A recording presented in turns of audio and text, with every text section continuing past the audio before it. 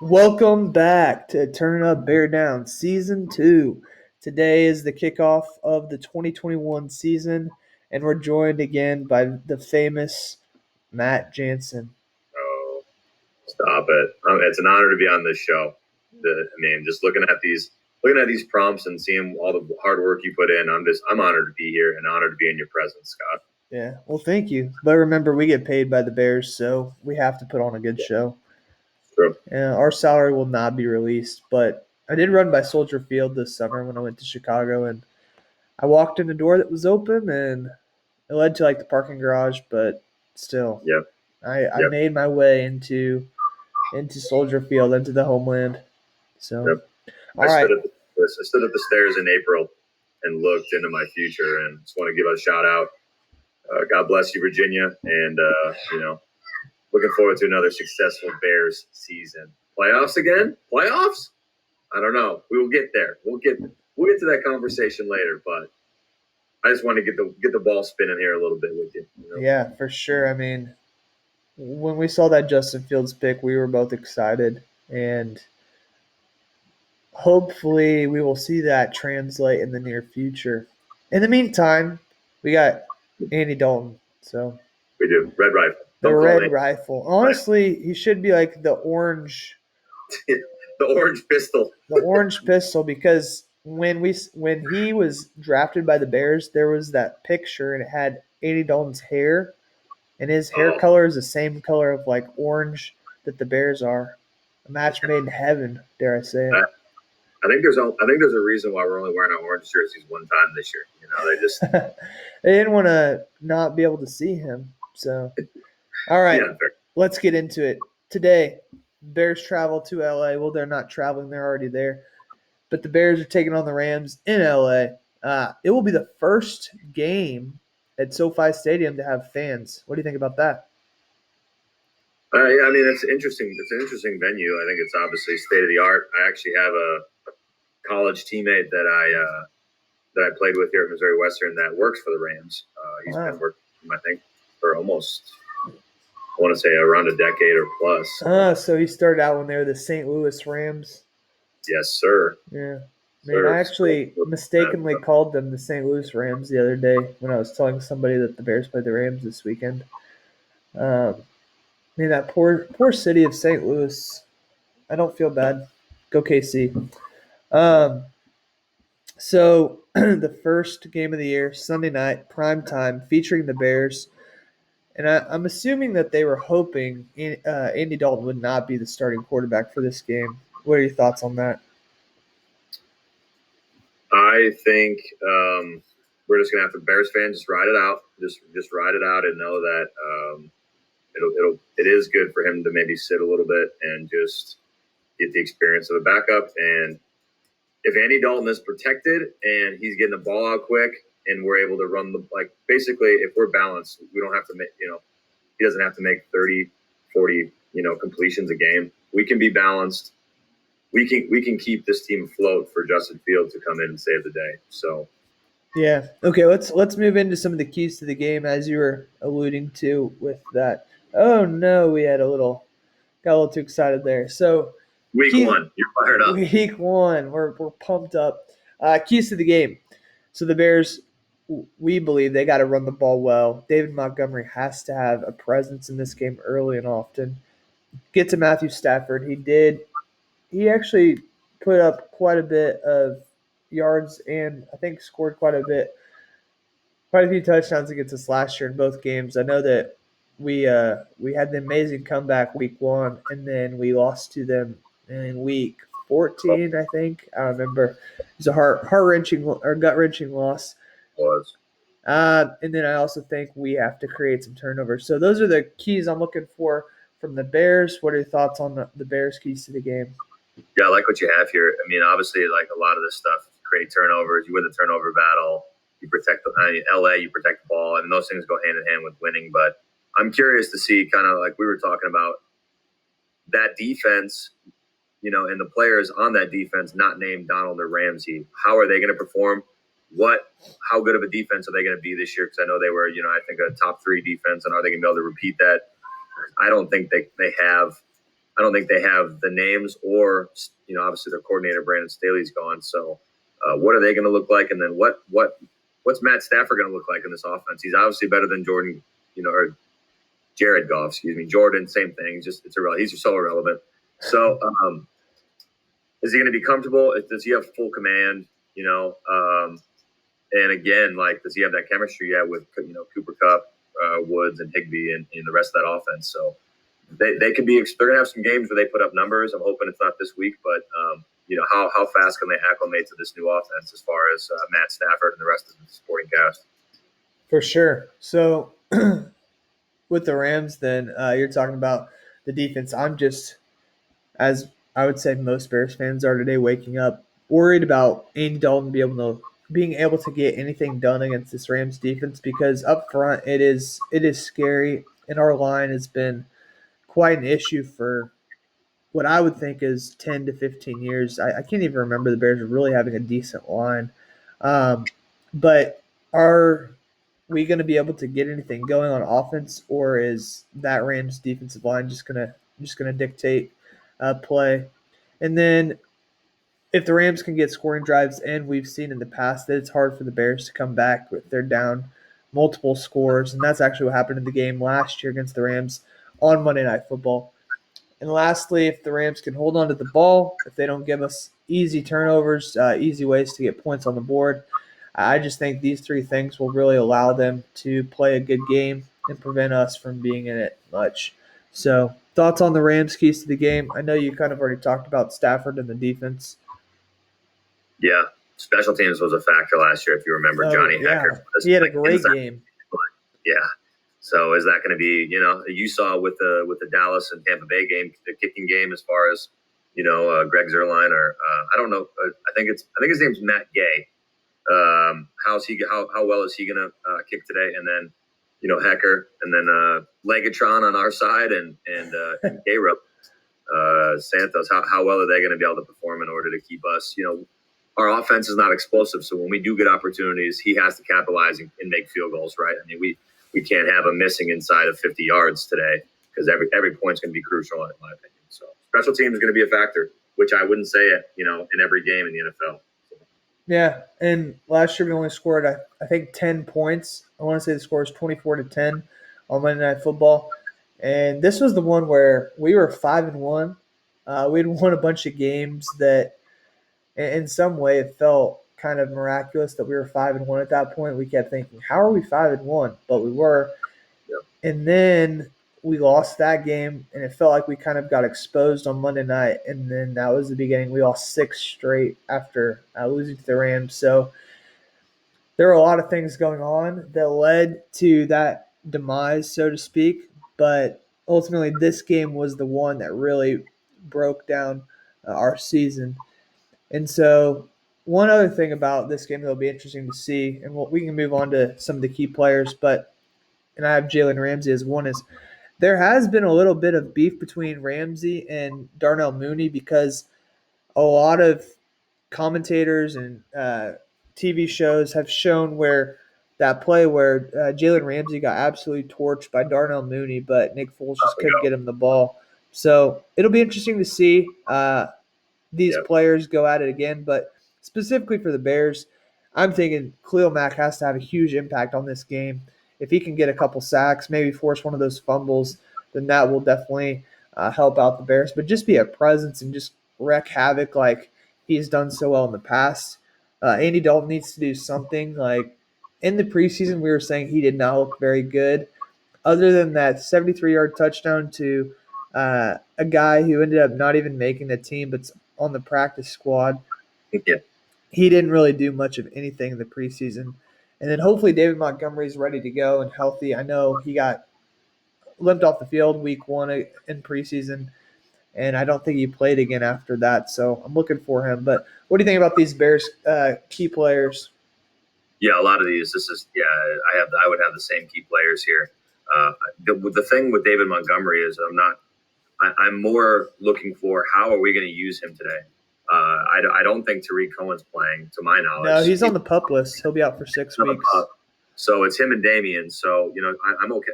Damian more than capable of coming in and catching some balls, running. I mean, spelling David Montgomery, but how is Nagy going to use David Montgomery today? Whether it's obviously in the run game, but then in the screen game or in the passing game, how effective will he be?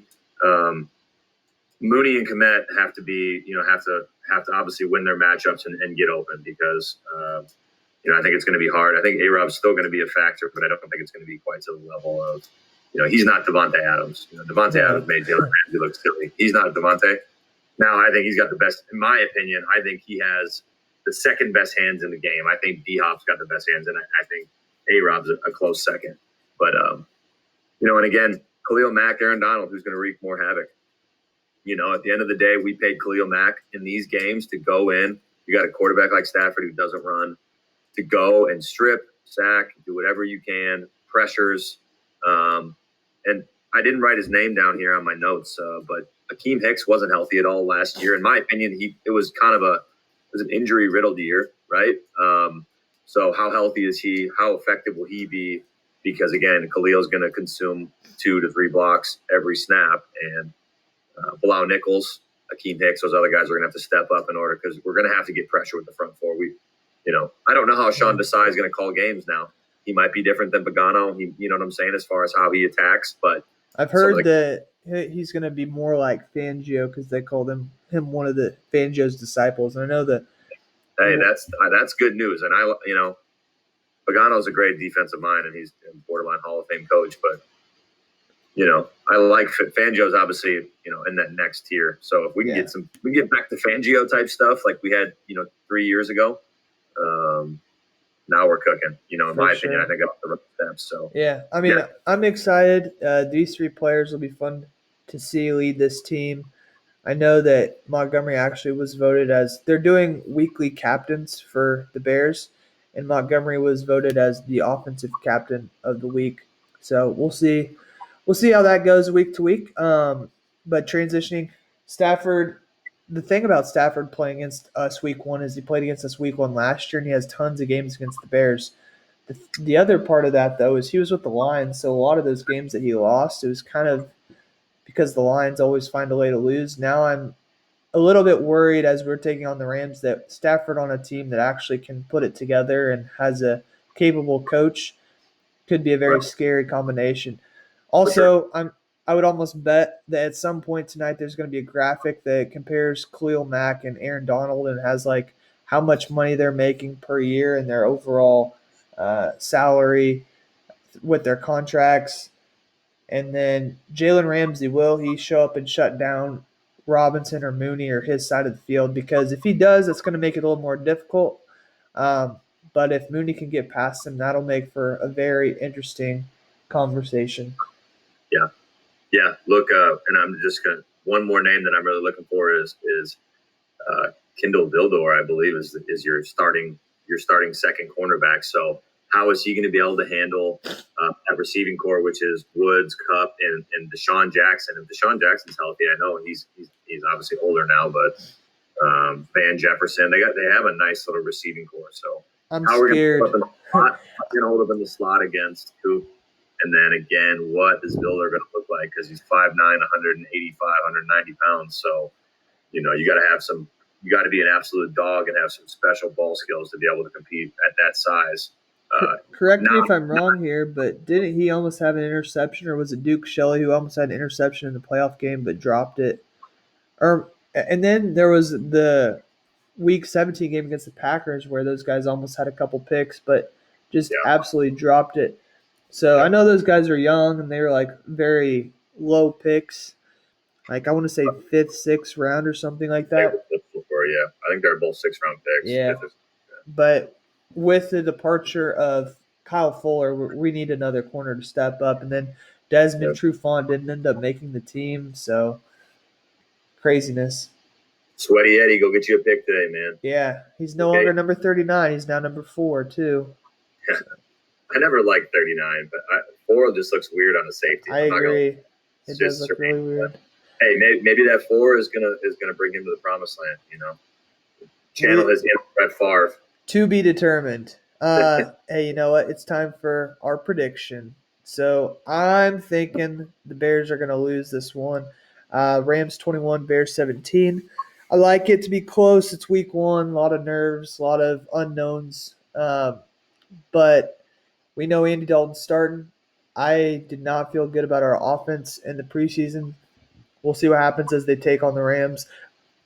I will say, though, in a note, is that in the preseason, though Dalton was playing, like hardly any of our starting wide receivers were out there. Montgomery only played like a series or two. So we don't really even know what this offense is going to look like when all the starters are in there. Maybe it'll Right. go a little well. I hope Nagy calls a good game and gets the season started off right. If he doesn't, he's going to be feeling the heat immediately in Chicago. Right. But I'm going Rams 21, Bears 17. What do you got? Yeah, I don't think a lot of people, period, even most Bears fans, I think, are because of, I think everyone just sees Dalton and they're just like, no, like that. Everyone's dismissing him right away. Which let's give him a chance. Give the red rifle a chance. We all know what we have as our future, obviously, and that's exciting. But you know what? The Bears the Rams are favored by 7.5, and you know, I'm going against that grain. I'm saying Bears win 24-20. Defense gets 3 turnovers. Mooney resurrects that play that is just stuck in my mind where he's overthrown by Nick Foles by 40 yards. Gets 2 touchdowns. Monty gets a touchdown. And I think we win 24-20. And so, it's a new season. Normally, Bear down. It's a new season. Normally, like I said, there's so much unknown. I'm not as scared as inefficient as we might be on offense. I'm not as scared of their defense as I was, the years prior. So, I think we sneak out a win here, where our schedule definitely gets tougher down the road as the year goes on. I think we sneak one out here early and shock a lot of people and hopefully make me some money. Yeah. So as we're trying to get new time limits on the show to our fans out there, we got a few minutes left, so we can kind of talk about some things. Specifically, let's talk about the schedule. So the Bears have the hardest strength of schedule this year, which really just means we have the hardest schedule according to the according to rankings and stuff for the NFL. Sometimes I don't buy that too much because you're talking about teams from last year and this year. Some of those teams could be a lot worse. Others could be much better, but it still is something because usually if you have the hardest strength of schedule, it's tough to win many games. But when that schedule came out and I learned that, and also that we had to go away to the Rams on the first game, I was feeling a little bit uncomfortable about that. What do you think of the Bears having the hardest schedule this year? Yeah, I don't know if Raji's back yet, but he needs to fact check where that hardest schedule was. And I don't know why the NFL would give us hardest schedule. We were a borderline playoff team last year. Fun fact from what I've seen is the Bears do not have back-to-back road or home games this year. It's every other. That's wild. Like I said, I think we're playing the AFC North this year, so obviously you're going to see Lamar. You're going to see, probably the last time you see Ben, right, in his career. You're going to see Baker in that high-flying offense. Week 2 is intriguing. What's Cincinnati going to look like? With Joe Burrow could be back healthy and doing things like he was before. But what I noticed is the Lions are down. I don't think Minnesota significantly got better. No. In my opinion, and so that's 4 winnable games at least, you would think. And then Green Bay, it's always whenever we have this conversation, it's always like, let's at least split with Green Bay. You're not gonna. They're too good. They're too good. Aaron Rodgers is too good. You're not gonna sweep them. So if you could, like I said, you play at home against them first, and then on the road later. So whether Fields is in or not, I don't know, but got to take care of the division. Like I said, we can't lose to the Lions this year. I don't even think we should lose to the Vikings, in my opinion, this year. We've seen them; they're not any different. Now if Cook and Thielen and Jefferson are all healthy, man, that's a tough matchup. But that is tough. I'm excited. 17 games this year. We get one more before playoffs, so that'll definitely make the season longer. We drew the Raiders out of that 17th game, but with the hardest strength of schedule. So 3 playoff teams from the AFC North. We got to play the Packers twice, so that always makes our schedule look a little bit more difficult. And we have the NFC West, so pretty tough schedule. And the fact that we got to play all those teams, it'll be really interesting to see how it plays out. What are your thoughts on the Bears this year? What are your expectations as far as wins, losses, and potential playoffs? You know what? It might not be a very popular, but I don't care if we make the playoffs or not. I'm looking more at when Justin Fields gets in there. Is this a marriage as far as with him and Nagy that can work for the future? I think if we're 500 or we're below 500, that's less important to me this year with an aging defense and with a regime GM and head coach that could be on the way out. I want to see the future, which is Justin Fields. I want to see Mooney, which is the future. Monty. I want to see what our actual capabilities are with this offense with Justin Fields comfortable and under helm. Because again, I think our team is probably going to transition in the next few years from all that money on defense to possibly the other way around. So. And is this going to be A-Rob's last year with us? If it is, I want him to catch over 100 balls and ball out because that's the way he needs to be remembered. As my opinion, probably the best Bears receiver we've had, and I was a big Brandon Marshall fan. Alshon Jeffrey, and no disrespect to Willie Gault from back in the day. I think Allen Robinson is the real deal. I hope we can somehow find a way to get him, but.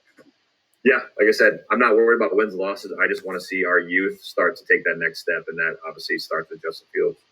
Yeah. All right. Well, my prediction is 9-8, maybe 7th seed in the playoffs again. Wait, you said 17-0, right? No, definitely not. Maybe 9-8. Hopefully, playoffs again. That's probably with Justin Fields playing some. If he doesn't play this year, I would be quite surprised. I don't think he'll play for a while, but I also think that at some point when the offense isn't doing anything and you have Justin Fields to play, you got to put him in. Yep. Yeah, I agree. Let's go on record. Let's prediction of which week he will play. Not start, because he could come in the middle of the game. When will he make his debut? What week? I'll say week 8. I don't know. That feels like a decent amount of time. That's like half a season almost. That's late. Yeah, that's late. I'm gonna go week. Comes in week 4, starts week 5. It all depends on, in my opinion, how the Bears are doing. So, let's say that we lose this game tonight, but then we manage to win like three games, or even if we split like the next 4, and we're like, our timer's going off. Maybe they didn't like my prediction, but let's say we split and we're like 3-2 or something, or 3-3 after a few games. I think that if that's happening, there will still be this idea that, hey, we don't need to put Fields in yet because we're doing all right. But yeah, they're going to milk it. They're going to milk it, and I hate that they're doing this. Job security. Yeah, it is, but it's also because they feel the pressure. Nagy and that whole staff and Pace, they feel the pressure to play him, but it's they paid Andy Dalton all this money, and I don't like that. Let's be honest. At what point? And I know Fields played more. Fields didn't play with the ones at all, and so for him to look like how he did with the 2s and the 3s, I mean, let's make it. Was it really a fair, quarterback competition? No, I don't even think. I mean, there was. It's. I don't think it was a competition, in my opinion. Right? Like it was them saying, Andy Dalton's a starter, Justin, ball out, look good. We will obviously want you to do good, but I just didn't like it. It's just so Chicago Bears for them to handle it like this instead of going with the best option from the jump. Yeah. And using Andy Dalton to teach and as an insurance policy, in a backup role. I just think, like, if I'm a Bears season ticket holder, like I have a stake, I have shareholders in the organization. Like, what kind of message does that send? Like, we really don't care about winning, which is ultimately what we what you're set out to do. It's more about we're going to we're going to give him the first shot because we paid him all this money. Yeah. And then we're going to cover it up by saying, oh, no, it's for development. I mean, it is a little bit, but Fields never had a chance to clearly, separate himself from Andy Dalton to where it wasn't even a question. So I don't know. We'll see. I told you, Bears are winning today. I'm not going to fall off that rocker. Red Rifle is going to have a decent day, but I'm going week 4 or 5 when that man comes in. And just think of the buzz. We're going to be able to feel it all the way from Chicago from here. No. When he gets in, that city's going to be electric, bro. Yeah, it already felt that way, honestly, in the preseason and when they drafted him. Like, you just felt a different vibe from Chicago, one that we have not really had in a long time because it's just been so negative, especially at that quarterback position. Yeah. So, true. All right, well, that will do it for week 1 of Turn Up, Bear Down. Bears taking on the Rams again tonight, NBC primetime. Can't wait. It'll be awesome. Ready to get started. Thanks for having me back on. I'm ready to roll this year, man. For sure. All right, don't forget to turn up and bear down. See you guys later. Bye.